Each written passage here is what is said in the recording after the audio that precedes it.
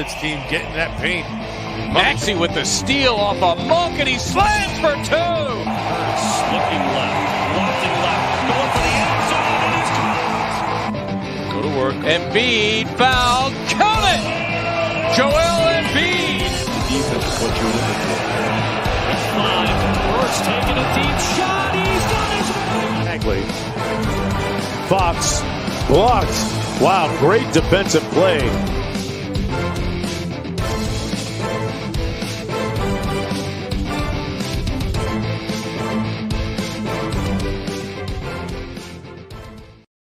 What is up, everybody? What's going on? It is Dobbs, Mr. Crockfall on Twitter. Today, we are breaking down our first Eagles versus Bucks wildcard preview begins tonight. And we are going to talk about our top 3 matchups to watch for on Sunday. Joining me, as always, my man, he is Rob. Follow on Twitter at Philly_Madness. What's going on, Rob? Man, if you would have told me 3 months ago we'd be previewing a wild card round game for the Philadelphia Eagles, I would have asked what you were drinking and if you could send some my way, because I wouldn't have believed you. But now that we're here, I'm trying to pull out some old juju. So Super Bowl 52, last time we saw Tom Brady in the playoffs, and the wonderful scene of him sitting on the ground and then him being a coward and not shaking Nick Foles' hand. But that's here or there. That's all I'm going to say about that. But looking forward to a wild card playoff round and what was deemed a rebuilding season for the Philadelphia Eagles. It's unbelievable. It's unbelievable where we have come. But let's go behind enemy lines. And my man, James, he is the deputy editor of Bucks Nation, host of the Locked On Bucks podcast. Follow him on Twitter at Locked On Bucks. He is James. What's going on, man? What's happening, guys? Happy to be here. Happy to talk about a playoff game. And I'm sure you guys are excited because probably won't get to talk about a second one. But we'll Before we went live, we were reminiscing of the Eagles versus Bucks back in 2001, I believe. 2002. 2002. Yeah. Playoff. Oh man, I go back to when I think the Eagles opened up Lincoln Financial Field against the Bucks. Do you remember that, Rob? That was the following year. So they ended opening week. Yeah, they ended the vet against the Bucks. Rodney Barber turned my head. And then they opened the link, losing, I believe it was like 19-0. They got shut out. Blew out. Yeah. It was an awful, awful game. LJ Smith, they ran a fake field goal down by 2 scores in the third quarter. And LJ Smith had a wide open touchdown, very similar to JJ Arcega-Whiteside last week. And he dropped it as well. So, Joe Jurevicius had one of the best catches I have ever seen in that Monday night game to open open the Eagles stadium, where it was in the corner of the end zone, and he bats the ball in the air, spins around the defender, and then makes a diving catch. Joe Jurevicius 2 touchdowns in that game, and then the whole Bucs season after that went to just absolute crap. That's right. The Eagles went to the NFC Championship again and lost again to the Carolina Panthers that year.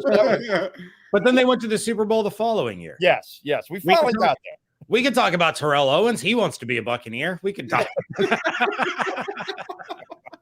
Listen, you guys have had enough drama at that wide receiver position. The last thing you need is Mr. Sit-Ups in the driveway. Take your locker room.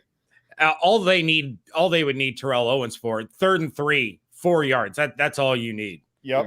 Which is why I thought they should have signed Larry Fitzgerald, but that's a story for another day. Yeah. All right. Let's kind of get caught up with everything the Tampa Bay Buccaneers, man. James, lay it on us. What is the state of the Tampa Bay Bucks as they stand here getting ready for this wild card matchup? Really the big story is health, right? This is a team that has battled injuries from literally the first quarter of the season, where Sean Murphy Bunting dislocates his elbow in the first quarter against the Dallas Cowboys. He's out for an extended period of time. Then they lose Jamel Dean, and they lose Gronk for a few weeks. They lost Antonio Brown to injury and suspension. They lost Chris Godwin for the season. They lost Mike Evans for a game. They've lost Leonard Fournette, Levante David. Literally every starter except for Tom Brady and the offensive line has basically been hurt at some point. And it's been about, overcoming the adversity. Well, now this week against the Eagles, they get Shaquille Barrett back. They get Jason Pierre-Paul back. Looks like Levante David is in line to play. We're going to know more later in the week on that. Jamel Dean, Bruce Arians said, is the biggest question mark for him. He's the player that BA is most unsure about, which lends some credence to maybe Cyril Grayson. Even though he had a hamstring injury in that final game against the Panthers, he might be able to go. They said it's not as severe as they thought. So you have Brashad Perryman stepping in. You have Leonard Fournette coming back to team up with Keyshawn Vaughn, who has run well the last couple of weeks, as well as Le'Veon Bell, who has played well for the Bucs the past couple of weeks. So it's all about getting healthy, and they're getting healthy at the right time, getting these key players back, because if the Buccaneers are going to be able to defend the title and be able to make a deep run into the playoffs, you have to have Shaq. You have to have JPP. You have to have Levante David, who is the most criminally underrated linebacker in football, maybe in football history. This guy is nothing but a consistent, dominant force, and he has like one Pro Bowl to show for it, no all pros. He's a phenomenal player, and Devin White is better when Levante David is on the field. So, I mean, that's, the long and the short of it is it's all about the health for the Buccaneers, and they're getting pretty much healthy. Love it, man. Levante David is an absolute monster. Let's just dive right into our top 3 matchups. And that really, I'm just going to use that as my number 3. And that is Jalen Hurts versus Devin White versus Shaq Barrett, and maybe even Levante David here. You look at their matchup in week 6. White and Barrett absolutely led the Bucs in tackling. They held Jalen Hurts to 10 carries and 44 yards. They were incredibly impactful on the edge, inside on third down. They had 8 pressures in that week 6 matchup. I look at these Bucs linebackers, man, and their ability to take away the Eagles screen game and literally just took them away from anything in between the sticks. They did such a good job at that. Jalen Hurts had an awful game. I think you look at he had his second lowest completion percentage that game. They were in his face all game long. That is my first matchup. In order for the Eagles to kind of get any kind of chance to beat the Bucs, they got to get these linebackers off balance, get them moving sideline to sideline. This is a different offense than you've seen in week 6. The Eagles definitely have, a more committed run game. They've been throwing different things on offense. You've had Darius Slay come in on plays on offense that are just kind of some curveballs. And truly, since that week 6 matchup, Nick Sirianni has gotten better and better and better as a play caller. I think that's, it starts with Jalen Hurts and minimalizing mistakes and being able that matchup there with your great linebackers, I think is a huge, huge matchup to watch. I'm going to throw it back to you, James. What's your number 3 matchup to watch? My number 3 is the Eagles' run defense against a now rested and healthy Leonard Fournette, teamed up with Keyshawn Vaughn. I don't think Ronald Jones is going to be playing in this one. He's still dealing with an ankle injury. But in the first meeting, Leonard Fournette goes for 81 yards and 2 touchdowns against an Eagles defense that finished the season allowing a little over 107 rush yards per game.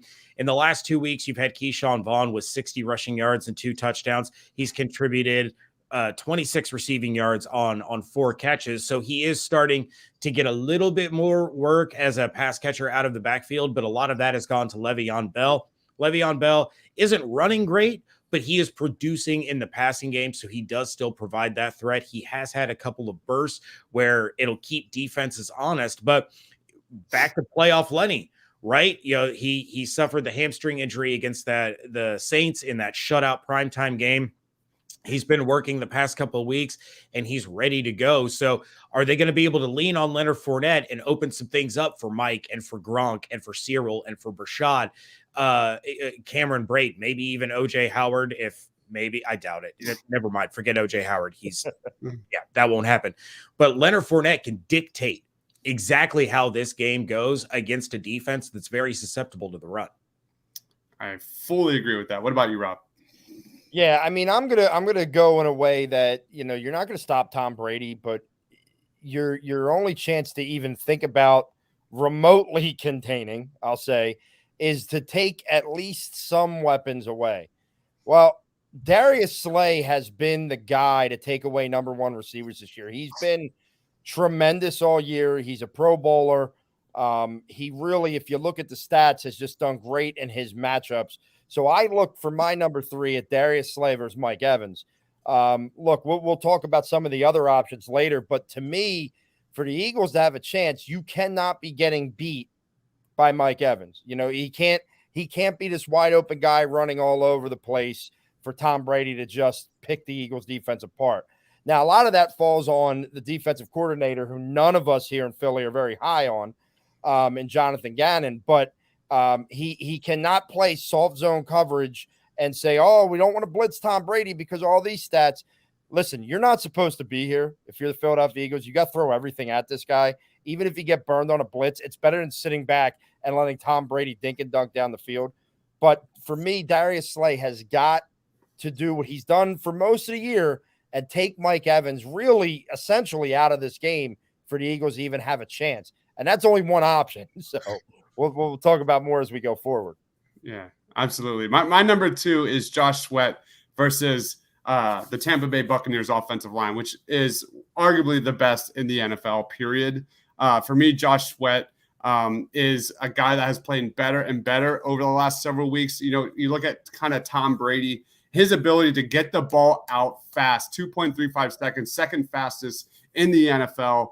No other offense has a lower percentage of sacks allowed per pass attempt this season than the Tampa Bay Buccaneers.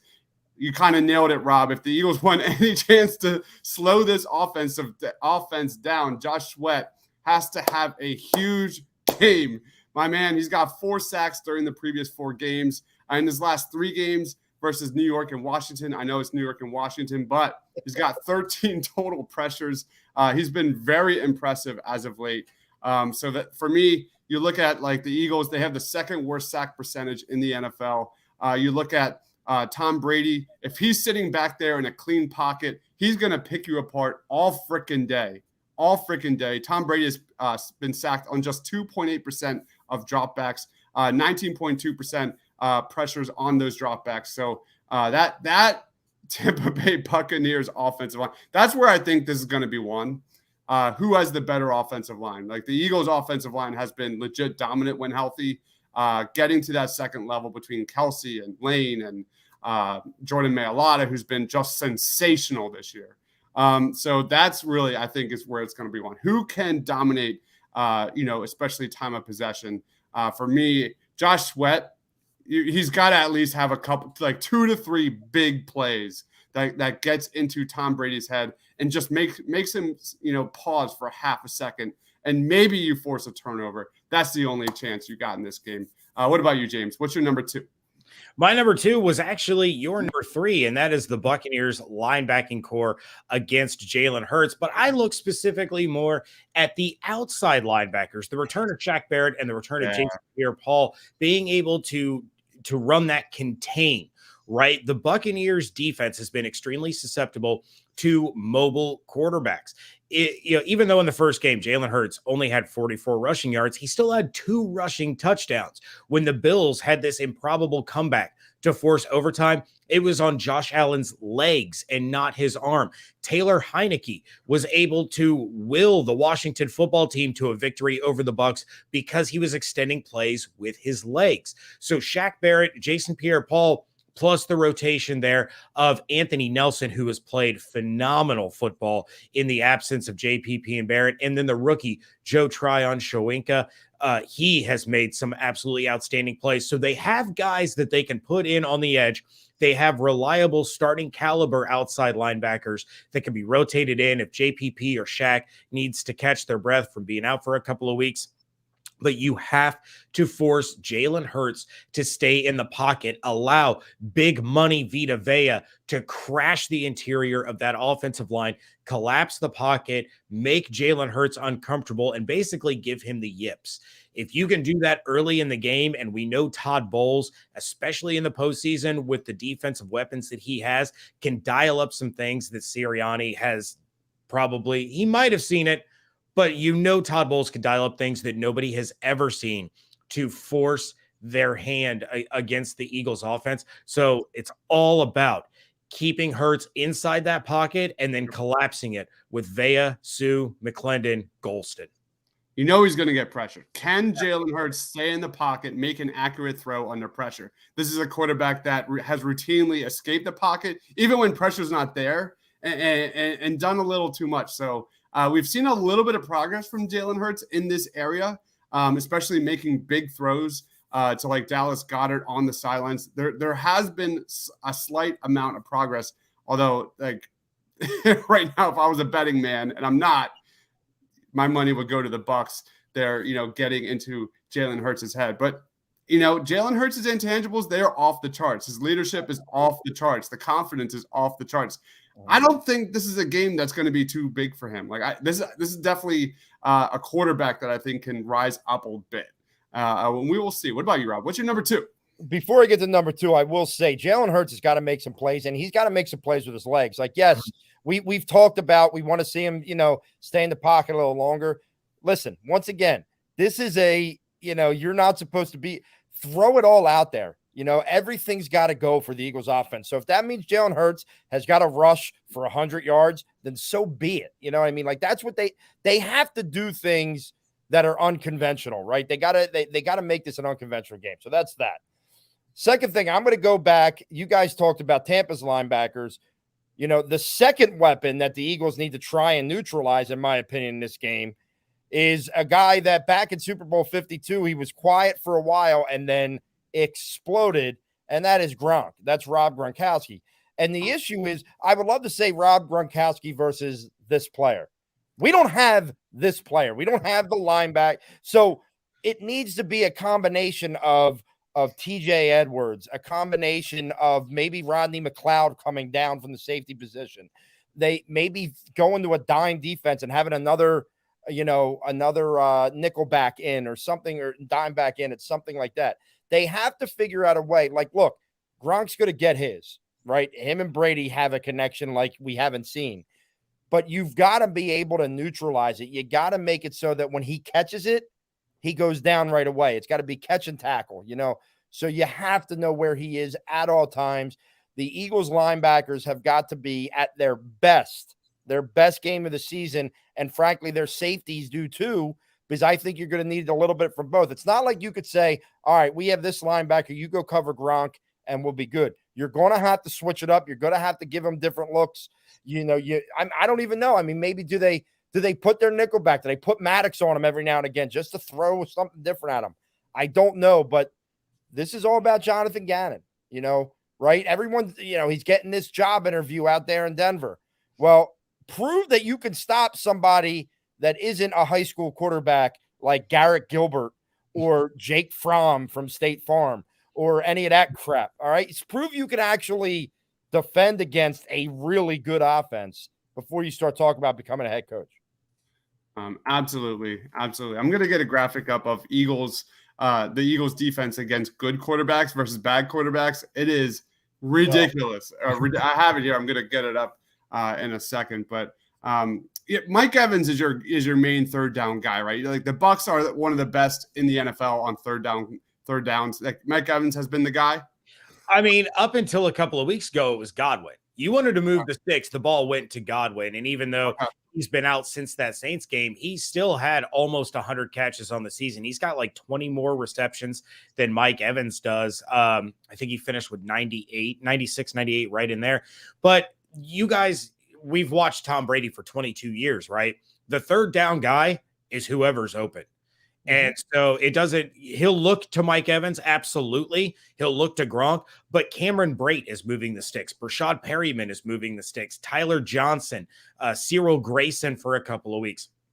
Those are guys that Tom Brady trusts. And we saw up until the injury how much he was trusting Leonard Fournette in those situations where he would, even if it's 3rd and 7, he would dump it off to Fournette and Fournette would get 8 yards.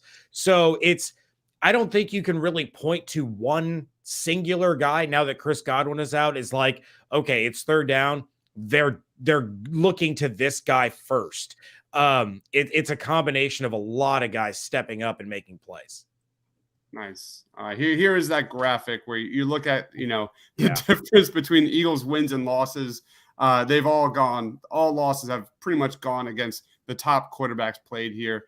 Tom Brady had a 102.1 quarterback rating versus the Eagles, just carved up the Eagles between the sticks.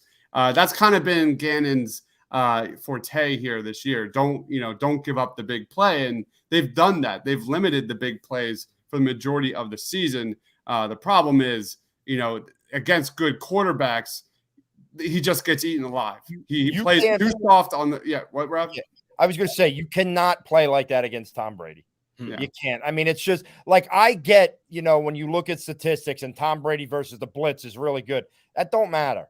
Like, that's the only chance you have is that Tom Brady has a pedestrian game. I'm not even going to say a bad game because I don't know if Tom has too many of them, but he's got to be pedestrian. And how do you do that? You got to make him uncomfortable. You got to get him off his spot, just like any other quarterback. But that's easier said than done. I know that they love their front four, but you're not getting Tom off his spot with that front four. You better send an extra rusher basically all night. Basically all night. Yeah, and you have to do it early. You have to do it early in the game because once he gets comfortable in the losses that we've seen against teams like the Washington football team or the New Orleans Saints, they are getting to Tom very early in the game. And that has caused Tom throughout the season to start to make that internal clock of his speed up just a little bit. And it causes him to be a little bit off. The timing routes are off. He's throwing a little bit too early, even when he's not pressured, when he's being protected. So if the Eagles are going to do that, it has to be in that first drive. If you let the Buccaneers take the ball 75 yards for a touchdown on their opening drive, Tom's going to be comfortable all day long. He might have a bad drive or two, but if you pressure him on 3 straight plays, get a hand in his face, knock him down, sack him, and then you turn around and you do it again on that second drive, it's going to create a snowball effect for the rest of the game. That's the pattern we have seen in Buccaneers losses this year. Yeah, and that's my number one is Tom Brady versus Jonathan Gannon. That's everything in terms of like what we're looking at from Philadelphia. Gannon's defense has been better and better and better this second half of the season, but a lot of that is who have they played. It definitely has attributed to that. A lot of that has been also Nick Sirianni and his offense dominating time of possession, the number one rushing attack in the NFL. They've done a great job, especially Nick Sirianni has done a great job of kind of, as the season progressed, kind of modeling and modifying this offense a little bit better than this season started around Jalen Hurts. Like you don't see Jalen Hurts stepping back and throwing 40 times anymore in a game. He's in that 20 to 25 range. They've done a really good job of getting the ball out fast. Jalen Hurts has done a better job at staying in the pocket and making better throws, although that's still a work in progress. And they've done really good in the red zone. So for me, it is all about Jonathan Gannon. Can he adjust that defense? Can he be more physical at the line of scrimmage? You're not going to be able to give Tom Brady all the time in the world. Just rush for and hope to God, it works out okay. Because that's what he does. Jonathan Gannon, wants quarterbacks to kind of make mistakes and bets on opposing quarterbacks to make mistakes. Tom Brady's not going to do that. Nope. Tom Brady's going to just eat you alive and find the mismatch, expose it, and exploit it. So for me, Jonathan Gannon, they don't blitz a lot, but the craziest thing is when they do, it is pretty effective. So that is the storyline of the game. Can the Eagles again get to Tom Brady, get in his head, maybe force a turnover too, and maybe you got a chance? What about you, James? What's your number one matchup?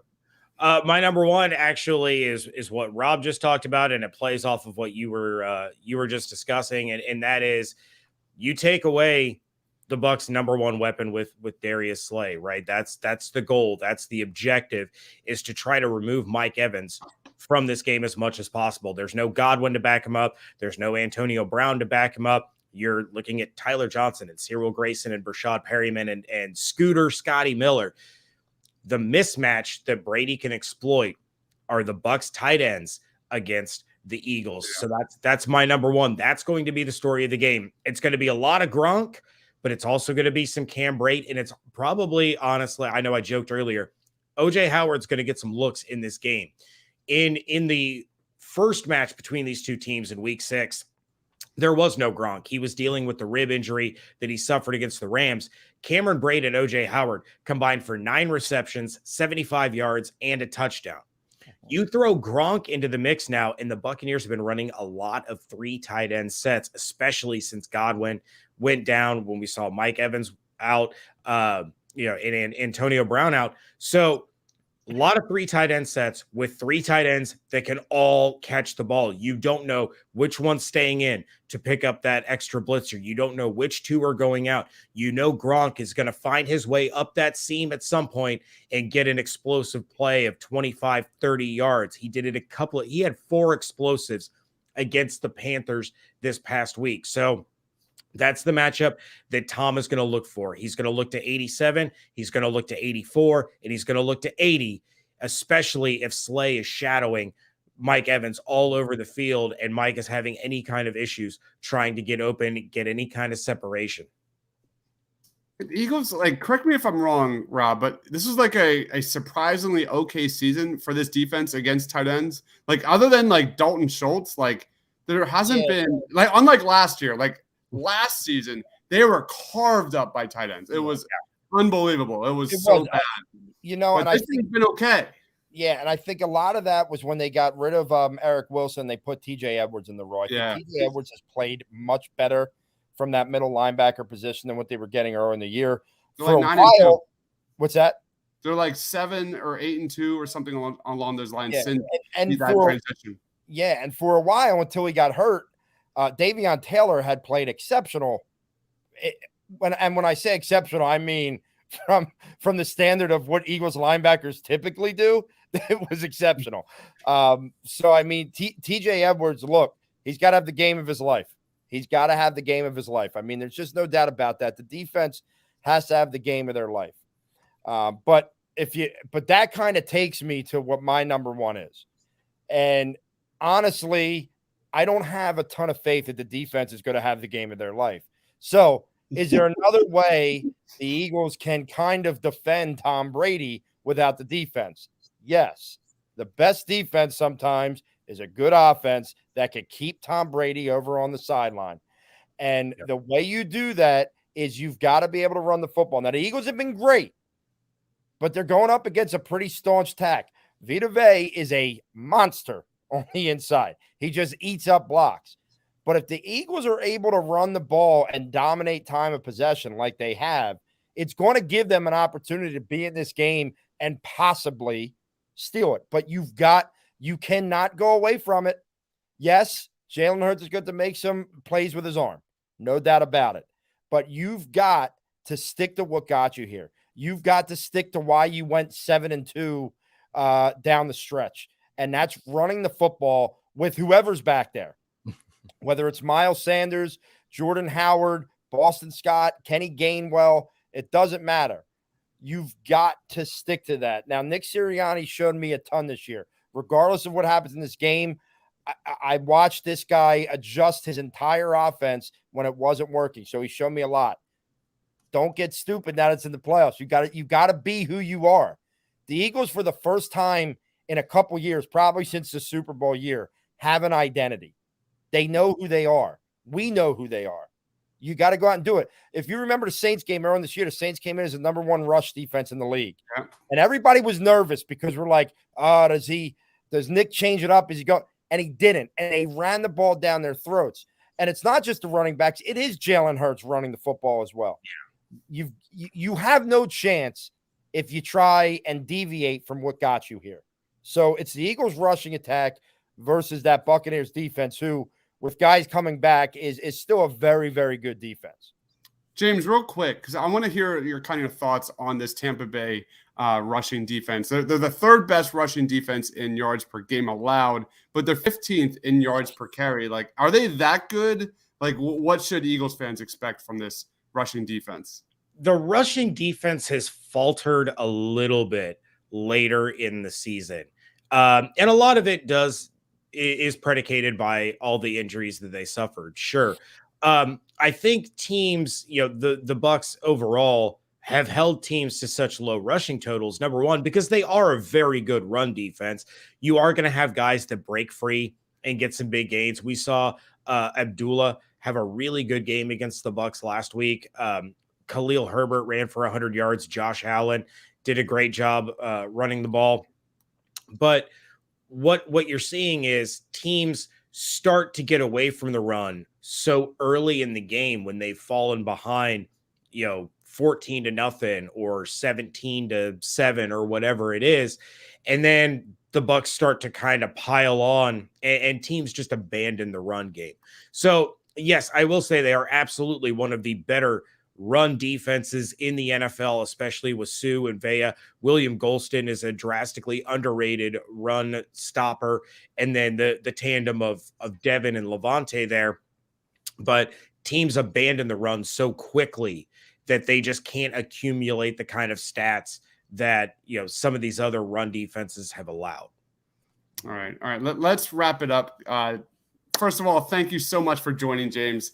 I'm going to let you plug your stuff here, but I also want just a way too early score prediction of what goes down on Sunday, man. Floor is yours. Yeah, of course, I'm the deputy editor of BucsNation.com. I will have my game preview up over there on Friday. I write the game previews every single week. And then my co-host David Harrison and I on the Locked On Bucs podcast, Buccaneers Talk, 5 days a week, Monday through Friday. Coming up, a show that your listeners will probably be interested in, my co-host David, and then the Locked On Eagles host will do what we call a crossover episode on Thursday. Just like this, kind of going back and forth, getting to learn about the other one, talking about some key matchups and things like that. And of course, the Locked On hosts are absolutely fantastic. So make sure you check that one out on Thursday. You can listen to the Eagles feed and give them the download. It's fine. And Quentin, I see you in the comment section. Tom Brady did have a good game in Super Bowl 52. He really did. It was the defense that was awful. I think that was the most yards Brady has ever thrown for in a Super Bowl. Yeah. Was against the Eagles. He had a great game. But Quentin, all due respect, you're insane. The Eagles are not putting on the Bucs. And it's BUCS. You're talking about Ohio State, and we don't talk about Ohio State. They're terrible. We like that. My guy's an NBA fan. I don't know what to say. Oh, well, that's fair too. I do I do love the Milwaukee Bucks. They're fun to watch, but real quick, Allen Iverson. Amazing. I miss him so much. And most comfortable shoes of all time. But I'm going to go. Obviously, I'm going to pick the Buccaneers. I do think even without some of the weapons that they have offensively, they are the better team. Now, the Eagles are trending up. I think Jalen Hurts is a phenomenal weapon for the Eagles, and he is going to be an absolute force as he continues to develop in the NFL game. He's so much fun to watch, but I'm going to take the Buccaneers 30-17. I think they're going to get the job done, getting all these guys back on the defensive side of the ball. If Jamel Dean plays, this is interesting. If Jamel Dean ends up playing, this will be the first time that the entire Bucs starting defense will be on the field together since week 1 against the Dallas Cowboys. That's crazy. Yeah. I don't like hearing that, James. This is not good. Yeah, you can look at it. Listen, not that we're normally glass half full people in Philadelphia, but you can look at it and say no continuity. Yeah, they haven't been there together. I don't know. They seem to get it together in the playoffs last year, so maybe it'll strike twice. And now they got Coach Sherm on the sideline. Richard Sherman placed on IR. He's going to be filling the role of coach and helping out that young secondary. Real quick, I'll throw this up too. I'm sure you Eagles fans will love it, given the MVP debate. That's what we're rolling with.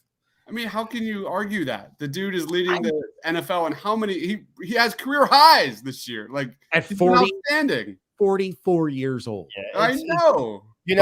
Tom Brady's a guy I love to hate, but it doesn't mean I don't respect him as a football player. Absolutely. I may hate, like I'm not gonna lie, like I hate the whole off the field, suave, cool, and honestly, it's just me being a hater, but it doesn't mean that I don't respect his game. I mean, geez, I find myself to be fortunate to have grown up in the era of getting to watch as a young kid the Joe Montanas and the Steve Youngs, and then as I got older, Peyton Manning, Tom Brady, Drew Brees. I mean, we really, our age group, our generation has seen the best quarterback play.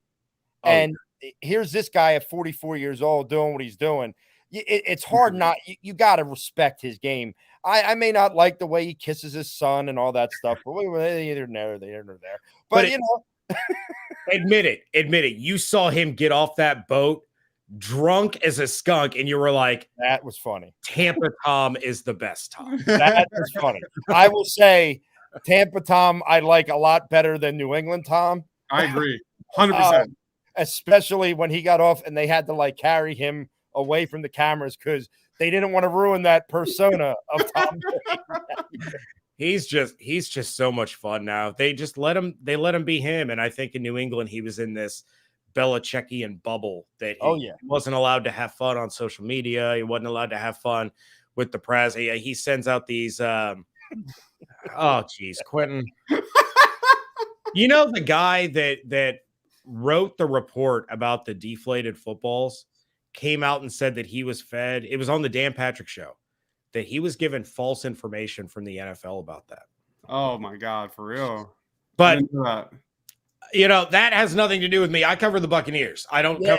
Yeah. I just happen to cover Tom Brady because he's with the Buccaneers. That's New England Tom. Nobody likes New England Tom. Nobody likes New England Tom. I blame Belichick for that nonsense. I was at training camp. Tom overthrew Antonio Brown. I picked up the ball. It was inflated. I tossed it back to Antonio. That is a true story that happened. Fully inflated football. Yeah, you just wanted to test it. You wanted to make sure. It hit me in the leg. I just wanted to give it back to the guy.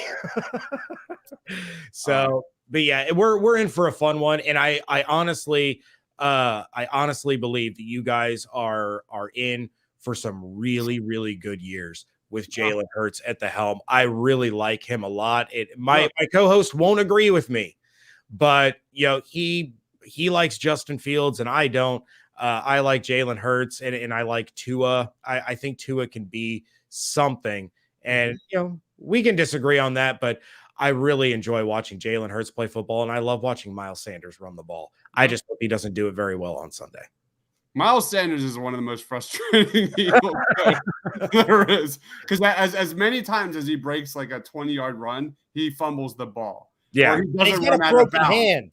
He has a broken hand. I almost don't want him to play because he fumbles the ball when he has two good hands. Now he only has 1.5.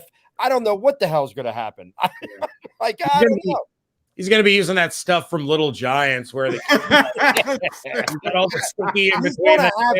I have never been more nervous about, I'm waiting for that first run, him to just drop the ball because his hand has pins in it. If Devin White or Antoine Winfield Jr. come at him with a head of steam. I mean, we saw Antoine Winfield Jr. stripping guys in the postseason last year, creating those turnovers. They will absolutely target Miles Sanders if they know that he's having trouble holding on to the ball. They will take it from him. Oh yeah. Oh, that's been a major concern with Miles Sanders. As good as he looks at times, the dude has a lot of mental breakdowns that just intolerable, like penalties to not getting out of bounds when he should be, just things like that have been mind-numbing. But overall, just so Jalen Hurts wise, there's been a lot of in and out about his play this year. I think people are in about him starting next year, but that doesn't mean he is the franchise quarterback going forward. That's how I see this. That's how because you look at this draft class, it's not good. I think he has earned the right to start next year, but for me personally, that doesn't mean we're winning a championship within the next 5 years with this guy. There's just too many holes to fill when you have a quarterback with that deficiency to get the ball accurately down the field consistently and make reads go through his progressions. He is not like the progress has been very bare minimum in that regard. So I just want to say thank you so much, James, for joining me. It's been a ton of fun, man.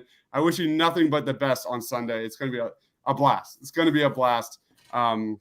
Tampa's got a lot of Philly fans down there, right? And Philadelphia. Tampa has a lot of everything fans. It's a transplant city. Yeah. So, people adopt. That's how I started following the Bucs. My dad was a Cowboys fan, and he was living in St. Petersburg in '76 when they got the team. So the Bucs became his second team. And Jerry Jones buys the Cowboys, fires Tom Landry. My dad says, "I hope he rots in hell."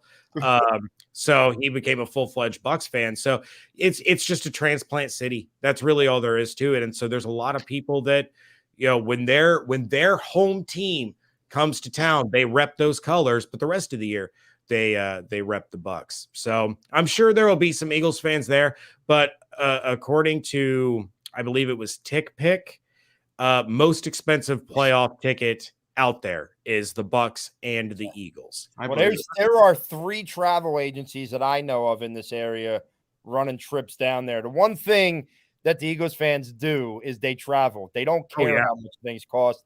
They travel. I was down in Tampa years ago for a game. It was the one where the Eagles decided to kick the flag, Jerome McDougal, and then lose on a 62-yard field goal with 19 seconds left. Rodney Barber's 2 pick sixes? Yeah, that game was horrendous for 90% of it. That Westbrook got a screen pass touchdown with 19 seconds to go to give the Eagles the lead, and then Jerome McDougal kicked the flag like an idiot, and they kicked a 62-yard field goal and crushed my hopes and dreams. I'm pretty sure that was also the game where McNabb was puking all over the place because it was like 109 degrees. They ran out of water. The stadium, it's why I can't fully embrace Tampa, because when I was there, they ran out of water. So we had to attempt to drink beer, which is not a big deal, except it did not help in the 120 degrees. And they had us all the way up at the top of the stadium. Oh, absolutely. So the sun was just beating on me. Yeah, and then the Eagles, if I remember correctly, were wearing their black jerseys because the Bucs opted to wear white.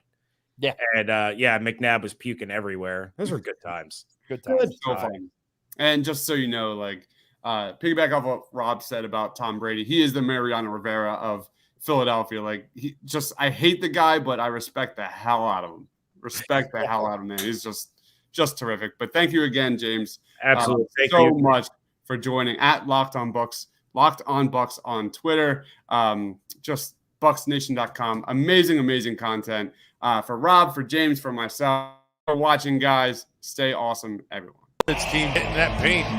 Maxey with the steal off a Monk, and he slams for 2. Looking left, lofting left, going for the end zone, and he's Go to work. Embiid fouled. Count it! Joel Embiid. Defense is what you're looking for. with 5. Burks taking a deep shot. He's done his Fox blocked. Wow, great defensive play.